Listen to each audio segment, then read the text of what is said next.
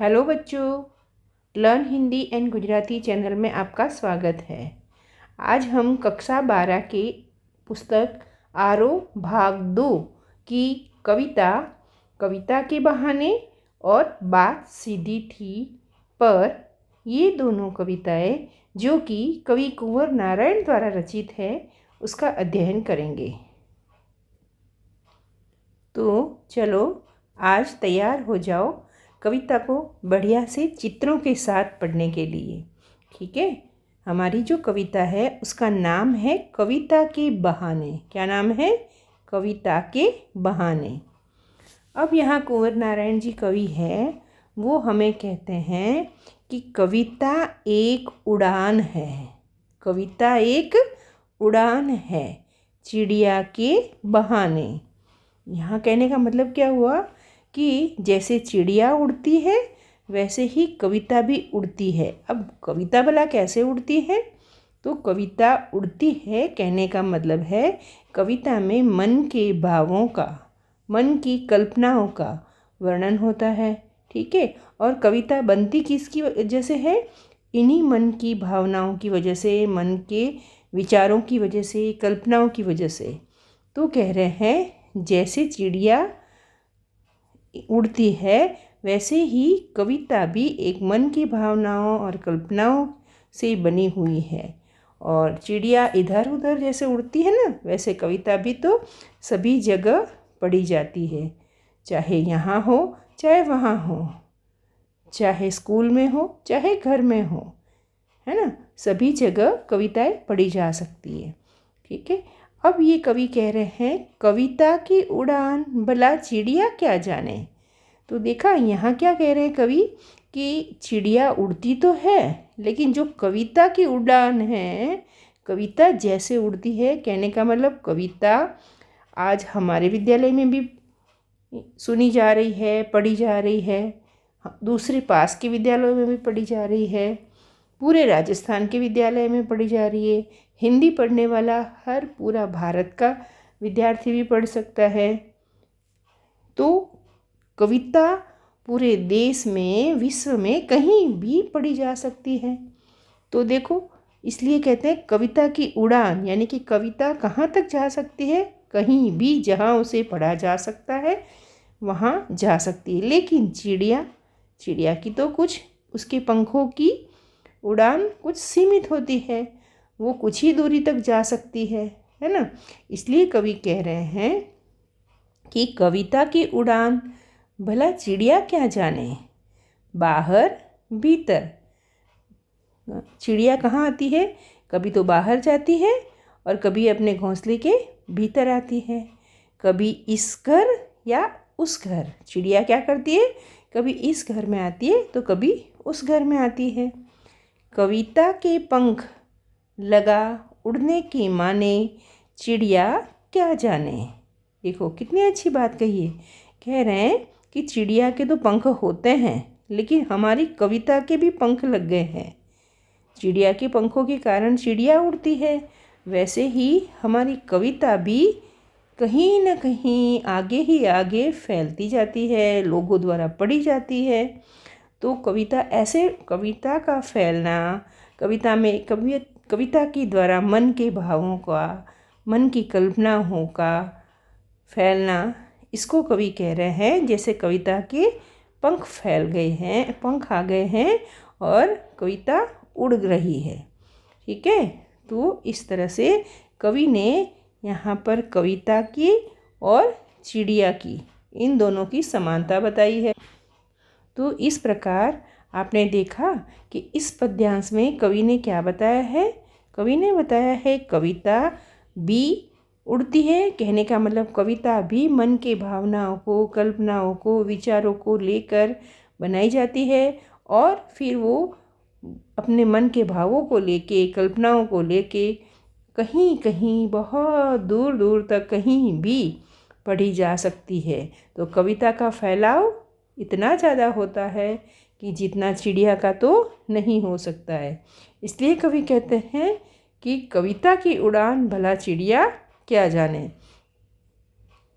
चिड़िया तो सिर्फ बाहर भीतर जाएगी, इस घर उस घर जाएगी, है ना। लेकिन कविता तो जहाँ भी पढ़ी जाए वहाँ पढ़ सकते हैं, उसकी कोई सीमा नहीं है।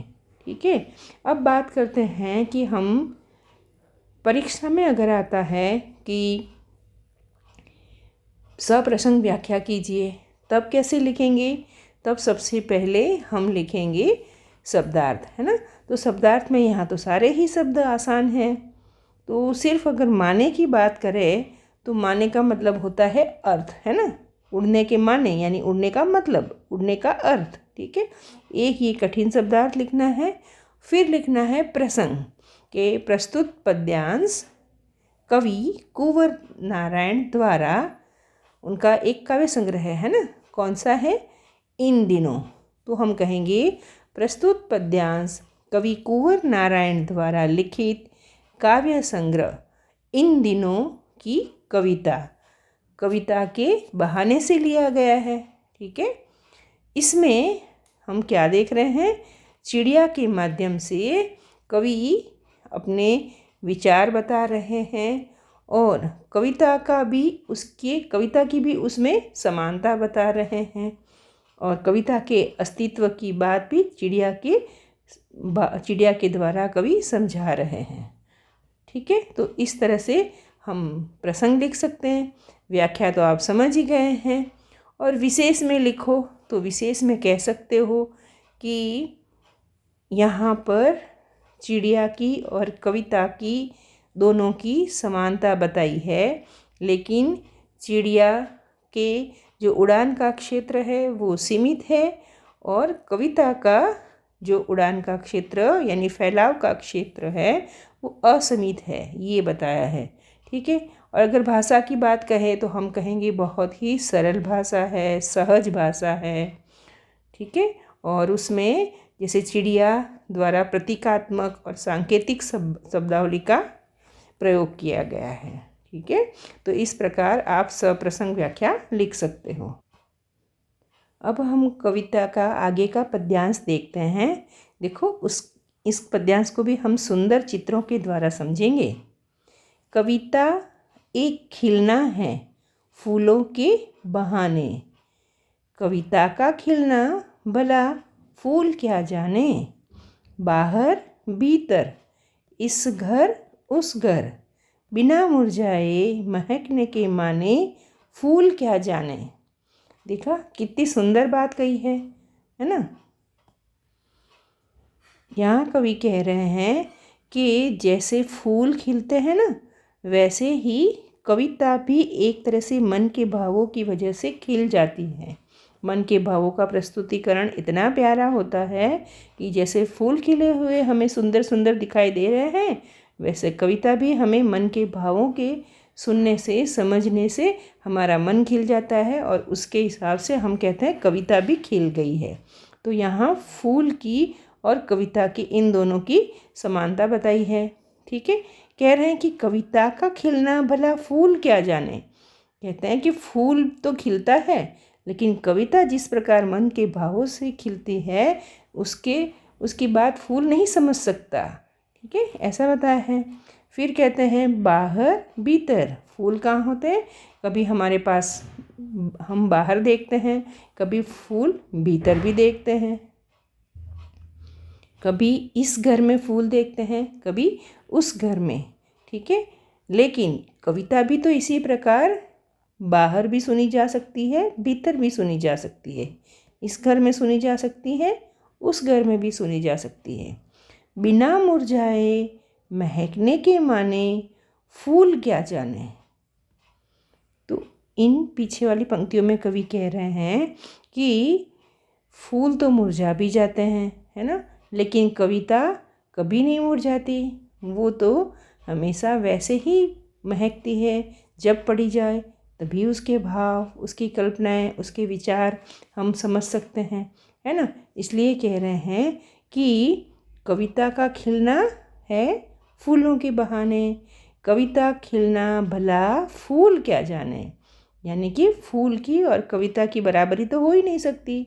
बाहर भीतर इस घर उस घर, बिना मुरझाए महकने के माने फूल क्या जाने। तो जैसे कविता तो बिना मुरझाए महकती रहती है, अपने विचारों को भावनाओं को प्रदर्शित करती रहती है, उसको फूल तो नहीं समझ सकता। फूल को ये बात पता नहीं है। ठीक है, तो कितना सुंदर बताया कवि ने यहाँ। तो हम कहते हैं कि कविता एक खेल है बच्चों के बहाने। कविता एक खेल है बच्चों के बहाने। इसमें क्या कह रहे हैं कि जैसे कविता है वो जैसे बच्चे खेलते हैं ना, वैसे कविता भी एक तरह का खेल है। कैसे? तो कवि बता रहे हैं कि जैसे बच्चे खेल खेलते हैं और उन्हें आनंद आता है, वैसे ही कविता भी शब्दों का, भावों का एक खेल है। उसको सुनने से, उसको समझने से, उसको पढ़ने से वो हमारे मन के भावों को भी वो एक खेल का आनंद दे सकती है। तो वापस इस बात को समझते हैं। क्या कहते हैं? कविता एक खेल है बच्चों के बहाने। जैसे बच्चे खेल खेलते हैं, वैसे कविता भी मन की भावनाओं को, मन की कल्पनाओं को प्रस्तुत करते हैं और उसका आनंद लेने का कविता भी एक खेल है। बाहर भीतर, जैसे बच्चे बाहर खेलते हैं, भीतर खेलते हैं, वैसे कविता भी कहीं भी पढ़ी जा सकती है, बाहर हो चाहे भीतर हो। यह घर वह घर, सब घर एक कर देने के माने बच्चा ही जाने। देखो इसमें कितनी बड़ी बात कही है। कवि क्या कह रहे हैं कि बच्चा है ना, वो बाहर भी खेलेगा, भीतर भी खेलेगा, इस घर में भी खेलेगा और उस घर में भी खेलेगा। सब घर एक कर देते हैं। कभी बच्चों के लिए पता है, सब घर अपने घर जैसे ही होते हैं, सभी घर उसके लिए एक है। तो कहते हैं कि सभी घरों को एक कर देने का जो मतलब है, जो अर्थ है, वो बच्चा जानता है। उसको सभी लोग एक जैसे अपने लगते हैं। तो यहाँ एकता की बात भी बताई है। तो यहाँ कविता में भी ऐसा ही कह सकते हैं कि कविता भी बाहर भीतर, यहाँ वहाँ सभी जगह पढ़ी जा सकती है। तो कविता भी एक बच्चों के खेल के समान है, ये बताई है। ठीक है, तो चलो अब चलते हैं हम कुंवर नारायण जी, हमारे जो कवि है, उनकी दूसरी कविता की ओर। उनकी दूसरी कविता भी बड़ी प्यारी है, बड़ी ही सुंदर शब्दों में लिखी हुई है।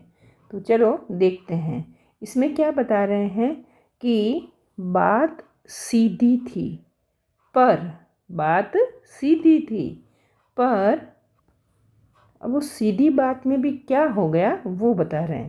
देखो मैं तुमको थोड़ा सा एक वैसे ही एक बात बता रही हूँ कि जैसे एक हमारी कोई स्क्रू है, ठीक है, ये स्क्रू है, इसके ऊपर ऐसे ऐसे ऐसे आटे बने हुए होते हैं ना।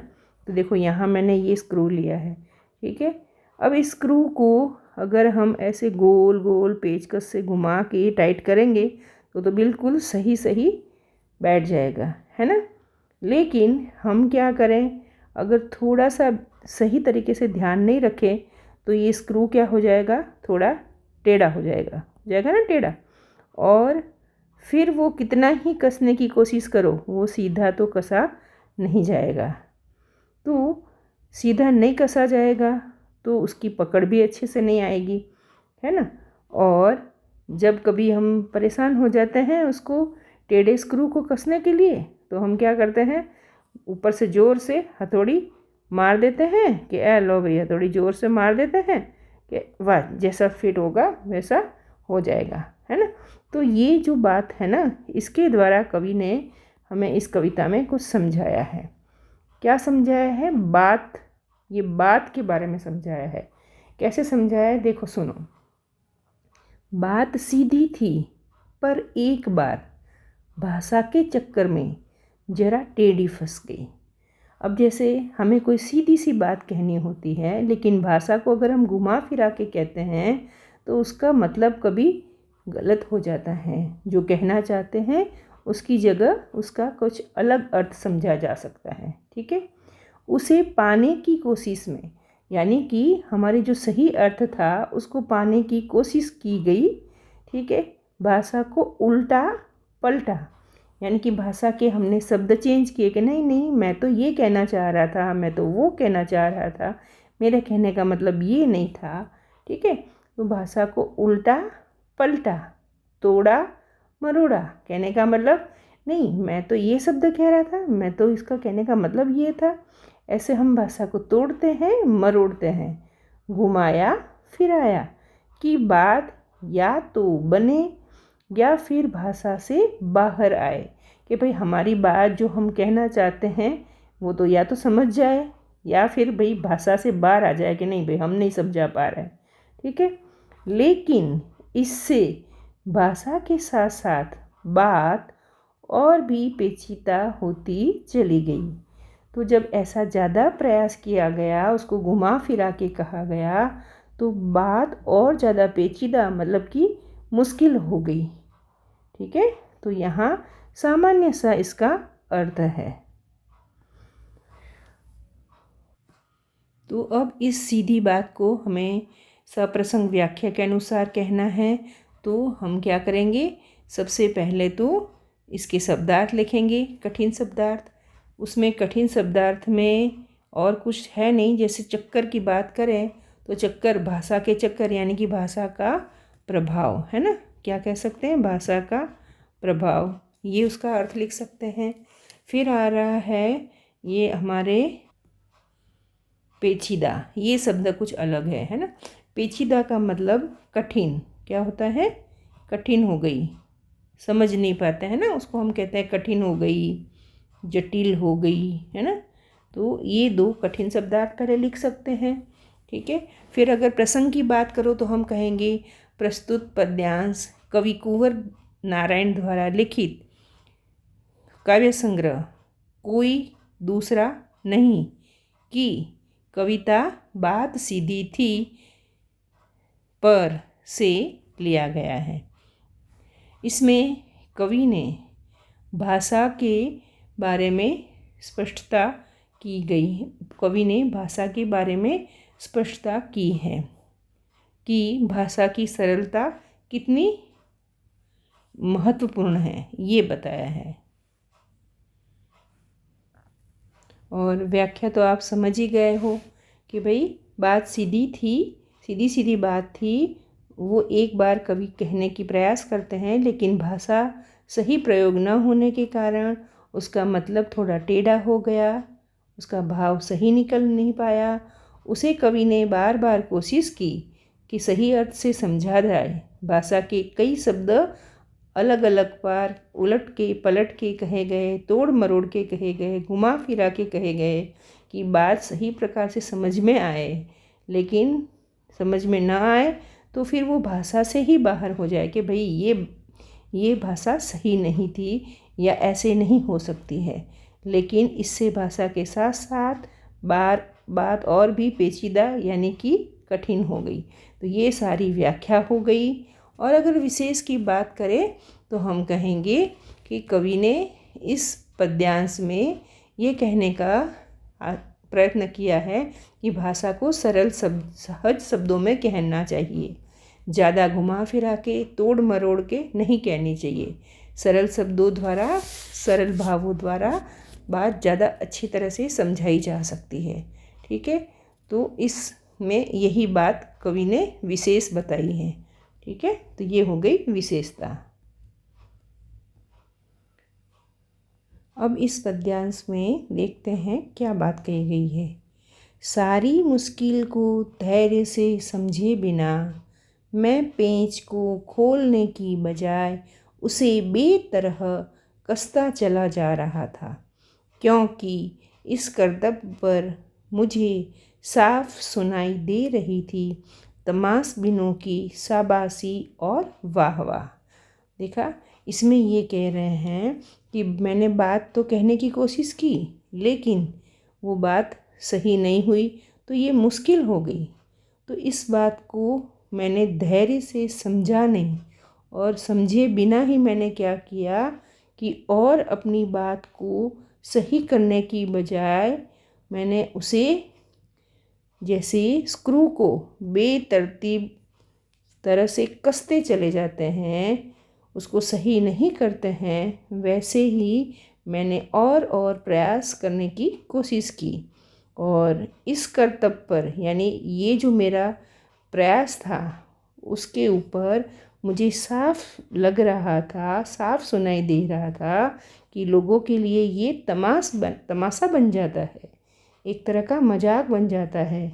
और कभी कभी लोग उसको एक चमत्कार समझ लेते हैं कि अरे वाह, कैसी बात कही है। और कुछ लोग बिना समझे ही शाबाशी और वाह वाह कहने लग जाते हैं। तो इस बात को इन्होंने कैसे बताया है कि ये एक पेज को जैसे बिना सही करे और बिना सही कसे जब हम उसको प्रयास करते हैं कसने का, तो वो सही तरह से नहीं बैठता है। उसी तरह यहाँ कह रहे हैं, बात को भी सरल सहज शब्दों में नहीं कहते हैं तो वो ढंग से नहीं समझी जाती है और उसका मतलब कुछ और ही निकल जाता है। और जो लोग नहीं समझते वो बिना समझे ही वाह वाह करने लग जाते हैं। अब हम देखते हैं कि परीक्षा के सप्रसंग व्याख्या के अनुसार क्या कहना है। कठिन शब्दार्थ के अंतर्गत हम एक लिखेंगे, ये बेतरह मतलब सही नई तरीके से न होना, अव्यवस्थित होना। ठीक है, एक कठिन शब्द कह सकते हैं तमाशबीन। तमाशबीनों को मतलब तमाशा देखने वाले लोग होते हैं, उनको क्या है, देखने और सुनने वाले। ठीक है, ये दो कठिन शब्द हम कह सकते हैं। रही बात प्रसंग की, तो हम कह सकते हैं कि प्रस्तुत पद्यांश कवि कुंवर नारायण द्वारा रचित काव्य संग्रह कोई दूसरा नहीं की कविता बात सीधी थी पर से लिया गया है। उसमें कवि ने जो लोग बिना समझे बोलते हैं उनके ऊपर व्यंग्य किया है, और जो वाहवाही पाने के चक्कर में बातों को घुमा फिरा के कहते हैं, सीधे सरल रूप से व्यक्त नहीं करते हैं, उनके बारे में कहा है। ठीक है, तो ये तो हो गया प्रसंग।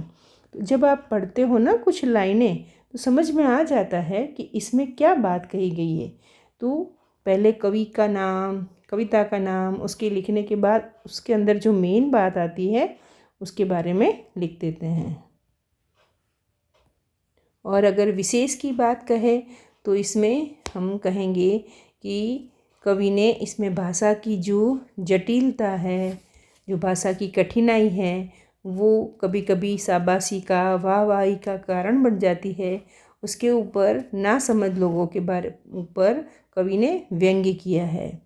और अगर दूसरी भाषा की बात कहे तो इसमें ये जो पेंच है और ये जो आया है बेतरह है, तमाशबीन है ना, और ये जो कर्तव्य शब्द है, ये सारे उर्दू के शब्द है ना। इसलिए हम कह सकते हैं कि ये भाषा उर्दू मिश्रित है और बड़ी ही प्रभावपूर्ण तरीके से व्यक्त हुई है। तो ये हो गई उसकी विशेषताएं। अब आगे चलते हैं इस आगे के पद्यांश की ओर। इसमें भी अगर कठिन शब्दार्थ की बात कहे तो सबसे पहले हम कह सकते हैं चूड़ी मर गई। चूड़ी, जैसे ये पेज की चूड़ी मर जाती है ना यहाँ से, तो वैसे पेज की चूड़ी मर जाने का मतलब होता है बात का जो असर होना चाहिए वो नहीं होता है, यानी कि बात बेअसर होना। और पेज कसने की बात होता है कि प्रयास विफल हो जाना, है ना, इसको कहेंगे चूड़ी मर जाना। प्रयास विफल होना, प्रयत्न विफल होना, सफल न होना। ठीक है, तो ये उसके शब्दों के अर्थ कह सकते हैं। और रही बात प्रसंग की, तो प्रसंग में भी आप यही कह सकते हो कि प्रस्तुत पद्यांश कवि कुंवर नारायण द्वारा रचित है, उनका काव्य संग्रह है कोई दूसरा, उसकी कविता है बात सीधी थी पर, उससे ये पद्यांश लिया गया है। इसमें भाषा की अगर आप पढ़ोगे ना तो आपको पता चलेगा कि इसमें भाषा की सरलता क्या महत्व बताया गया है। ठीक है, तो देखो इन्होंने कैसे उदाहरण से समझाया है वो देखते हैं। आखिरकार वही हुआ जिसका मुझे डर था, जोर जबरदस्ती से बात की चूड़ी मर गई। और वह भाषा में बेकार घूमने लगी। हार कर मैंने उसे कील की तरह उसी जगह ठोक दिया।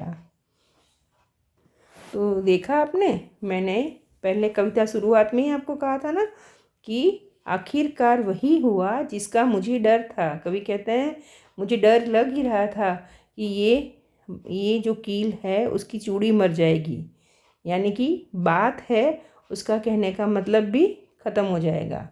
जोर ज़बरदस्ती से, जैसे कील पर जोर ज़बरदस्ती करने से ये स्क्रू खराब हो जाता है, वैसे ही बात को ज़्यादा घुमा फिरा कर कहने से उसका प्रभाव ख़त्म हो जाता है। बात की चूड़ी मर गई, यानी कि बात का कहने का मतलब सही नहीं निकल पाया और वह भाषा के चक्कर में बेकार घूमने लगी, यानी भाषा का सही प्रयोग न होने के कारण भाषा बिल्कुल बेकार लगने लगी। हार कर मैंने उसे कील की तरह उसी जगह ठोक दिया। जैसे कील को हम हार कर उसी जगह ठोक देते हैं, उसी प्रकार कवि कहते हैं कि मैंने भाषा को भी हार कर जैसी थी वैसे ही छोड़ दिया।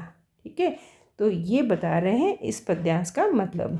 ठीक है, तो ये व्याख्या हो गई, आपने कठिन शब्दार्थ प्रसंग भी सुन लिया। अब रही बात अगर विशेष की कहे तो इसमें कविता में फिर वही कहेंगे कि भाषा का जो दिखावापूर्ण प्रयोग होता है, मतलब कि दिखावा कौन सा, बड़े बड़े कठिन शब्दों में व्यक्त करने की बात होती है ना, उसके बारे में कह रहे हैं कि कविताओं का जो आडंबरपूर्ण भाषा का प्रयोग करते हैं उसके ऊपर एक तरह का व्यंग्य किया है। ठीक है, और उन्होंने क्या किया है कि एक उदाहरण द्वारा समझाया है।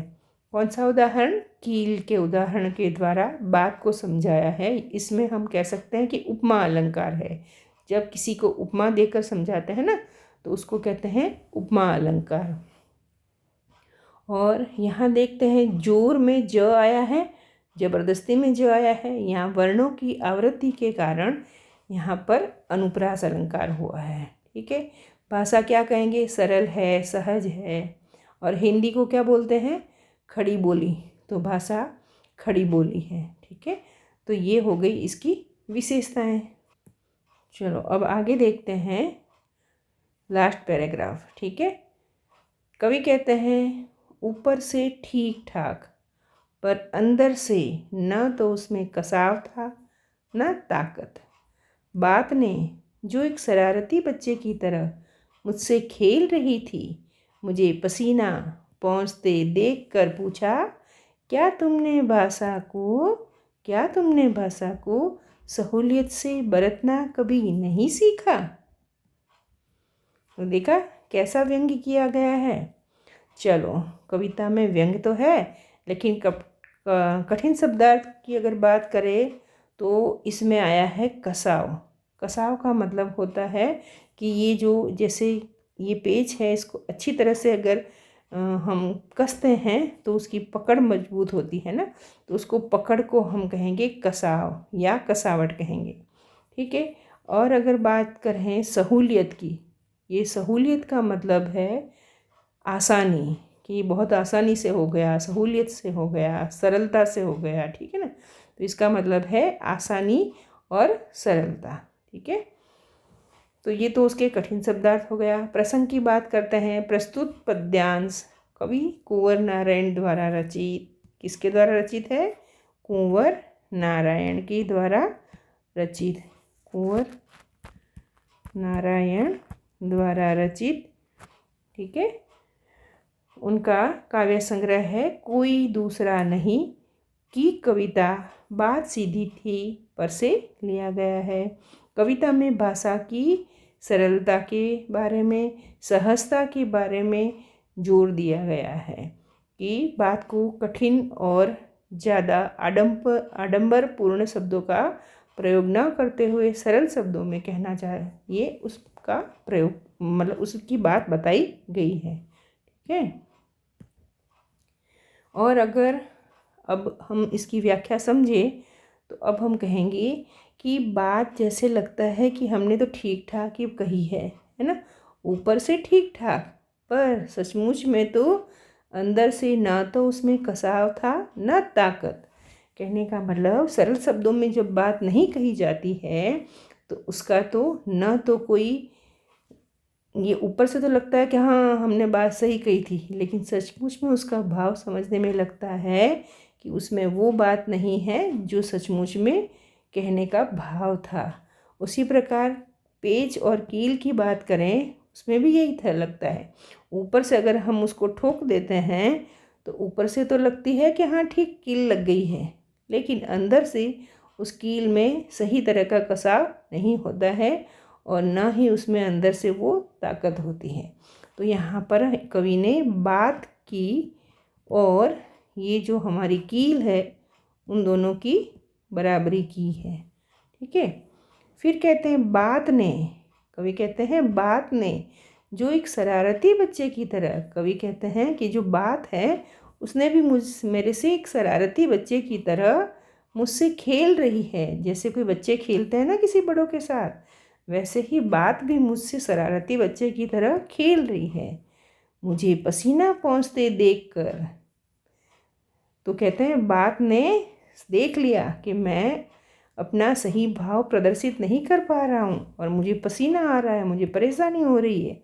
तो पसीना पोंछते देखकर पूछा, क्या तुमने भाषा को सहूलियत से, यानी कि भाषा को सरलता से, आसानी से बरतना, यानी कि प्रयोग में लेना कभी नहीं सीखा। तो यहाँ पर कवि ने बात को प्रस्तुत करने के ढंग के बारे में बात की है।